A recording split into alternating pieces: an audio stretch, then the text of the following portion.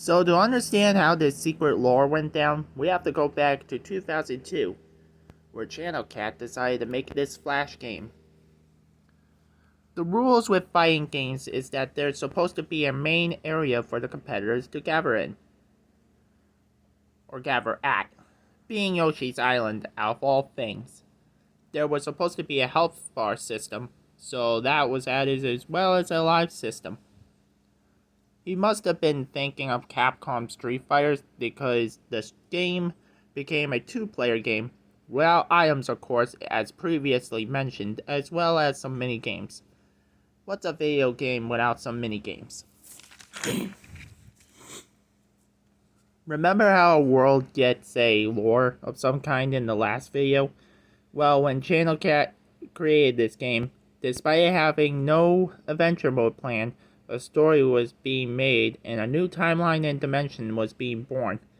What wasn't known was a new world always had light and darkness at the same time, causing a new villain to be born, and some other things to come to light as well.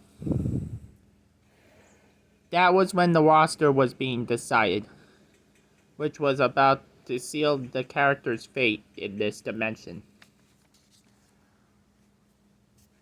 Back to present 2002 day, at least 2 months after the Sunshine setback, Mario and Luigi were relaxing at home when Mario got a letter to the Super Smash X tournament. And you can pause this to see what's written here. Mario was on edge, as he's been tricked at the beginning of the GameCube's life cycle, and as the mascot of Nintendo, he knew very well the consequences of certain things involving money, as he's familiar with lawsuits and DMCAs. Suddenly, he realized what the said tournament was based off.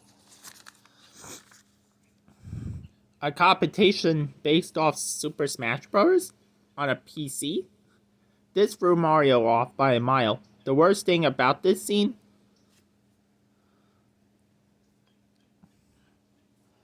It turns out that Link also got the same letter. There wasn't a new Smash game as Sakurai was recovering from Melee's development hell a year earlier.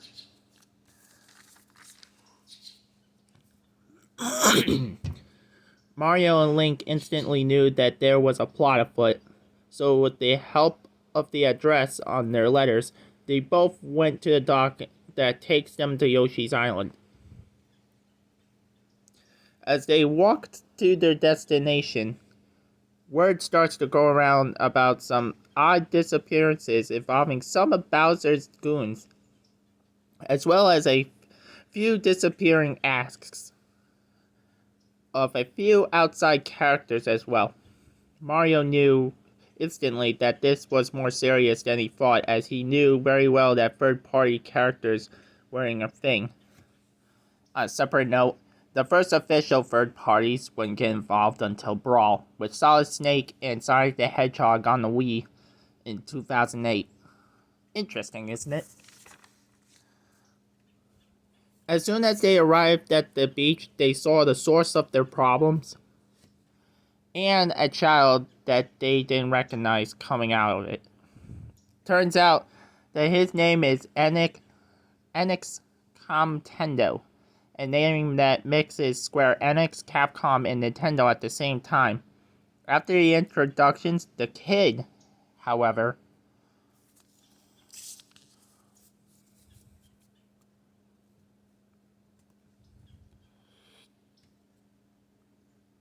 not only did Enix trap the two men in this dimension, but the dimension happened to be a distorted version of Yoshi's home turf. Yikes.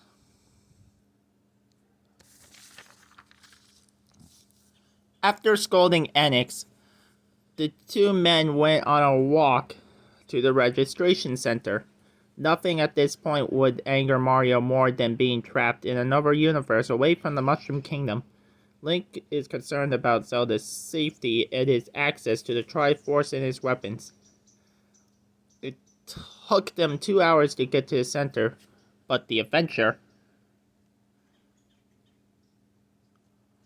or competition in this place has officially begun as Mario began to piece everything minutes after arriving.